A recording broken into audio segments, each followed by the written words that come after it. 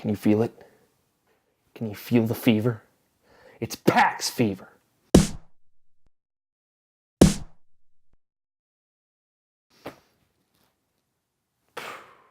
All right, we're good.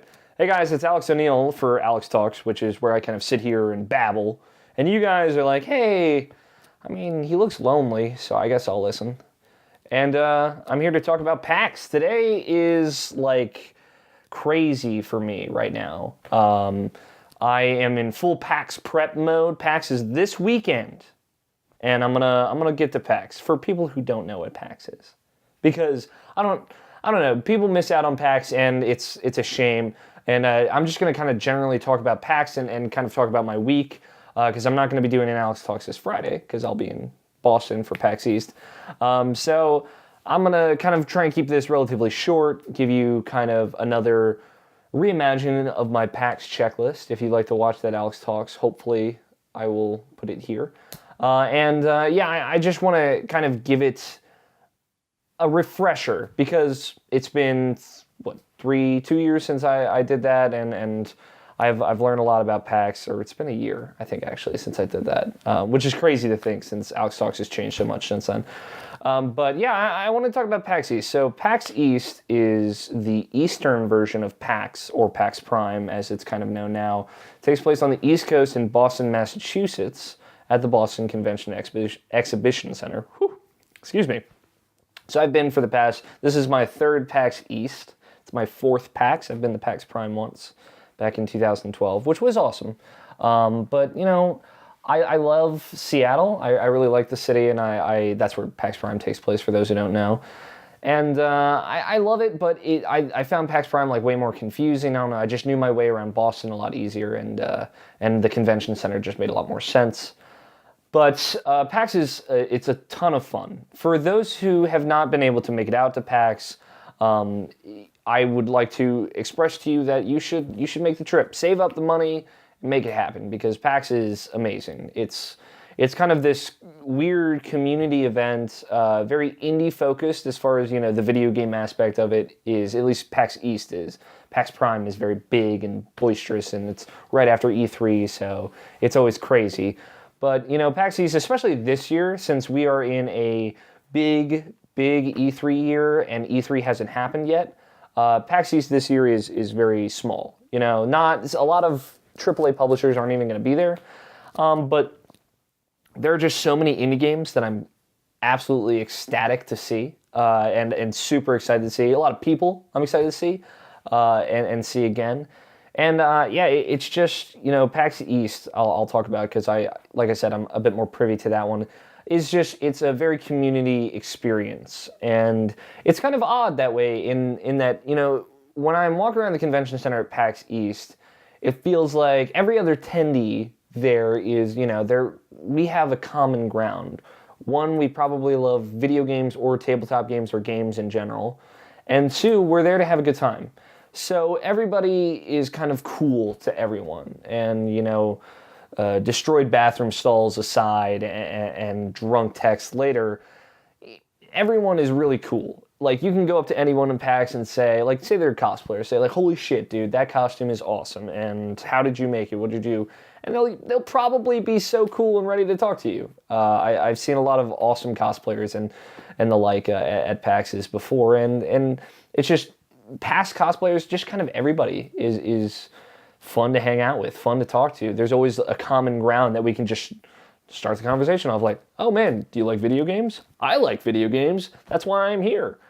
As someone who's gone as media every year, PAX is my E3. I crack down on writing previews and just doing work in my own stratosphere. A lot. I don't know why I use stratosphere as the descriptor. In my own way, I pump out a lot of written pieces at PAX, and this year I'm actually, I'm bringing a writing team for the first time. I brought the podcasters before. They don't really do writing, but they've always had a good time. We've had a good time together. But this year, Anutis, Jacob, and Zach of the writing team will be there, and they're going to be pumping out articles alongside me, and we're actually going to be, previewing stuff together and writing stuff together and going to events together. It's going to be a ton of fun. It's going to be a new PAX experience for me, and I'm really excited. So here's if you were going to PAX East, hit me up because I'm totally down to hang out. If you watch Alex Talks, especially, that would be really cool. If you would like to get a hold of me, right now I'm checking my Irrational Passions email every day. I'll put it in the description, but I'll also say alex@irrationalpassions.com. Super easy to remember, one word, at irrationalpassions.com. It's alex@irrationalpassions.com. And just say like, hey, Alex, you said in your Alex Talks that that if you wanted to hang out at PAX, I should email you. And I'll be like, I totally did. And then we'll hang out. So simple as that. So if you are going to Boston for this weekend and would like to hang out, hit me up, email, or on Twitter, of course. Here's what I've learned. 4 PAXs. This is my 4th PAX, 3rd PAX East. This is what I've learned about PAX. Here's your one-stop. It's nonstop starring Liam Neeson about PAX. No, here's your checklist of things you should think about or be prepared for at PAX East. 1, if you don't want to get sick, bring a hand sanitizer and wipe your hands off after every controller you touch, every hand you shake, everything you touch, pretty much. I don't care. Like, unless it's something food handled by someone in plastic gloves or something like that, or out of a vending machine, you should probably wipe your hands off, hand sanitize, or whatever. I'm bringing hand sanitizer this year because I don't want to be sick next week. Although I don't care since I'm not really doing much this semester. But bring hand sanitizer is my first thing. If you want to be comfortable, bring comfy shoes. It's just so crucial that you have shoes that you can stand and walk in. I cannot survive without arch support, or else I literally my back turns into an accordion if you scrunch it up. And I need arch support shoes. I have ugly shoes that I don't care that they're ugly. I wear them because they keep me alive and keep my back relatively straight. So bring those because you'll be either standing in lines a lot or just walking around a fuck ton. 3, what I would do is, take a lot of time to get the lay of the land. If this is your first PAX or you're just confused at the convention center, it's a big oval, right? And it's an oval that has theaters kind of in this outer circle, and then right in the center is the whole convention floor, and it's separated into big chunks. But, the convention center floor is pretty easy to get around. And there are 2 big sky bridges over the convention floor on the 2nd floor.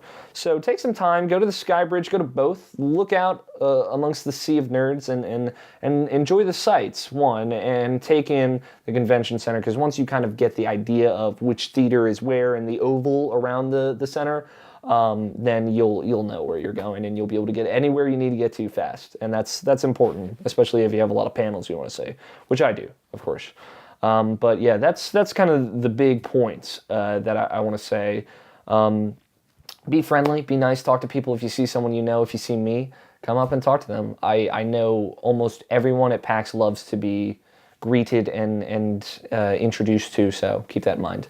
But it's gonna be hectic. I've got a hectic week going on right now. I just bought a whole bunch of stuff in preparation for PAX. I'm about to go, as soon as I edit this and push this out, I'm going to play The Wolf Among Us Episode 3 and write that review and get that done. We're recording a podcast tonight at 8 p.m. Eastern if you're watching this on Tuesday. And that will be our pre-PAX show. I'll be talking about the appointments we've set up there and kind of give you an idea of what kind of content you can expect from the site over the weekend. But check irrationalpassions.com all weekend. If you're in Boston and want to hang out or just see me or meet me or whatever, tweet me at alfighter27. And of course, as I say every week, please send your topic ideas to me. Send your Twitter questions to me. I'm not doing a Twitter question this Tuesday just because I want to get this out quickly, and that adds a whole another 30 minutes to editing. But yeah, please hit me up if you're going to Boston and have a good time. And if you are like, man, I really wish I could go to PAX this year. I mean, apparently they might be announcing a 3rd PAX Central.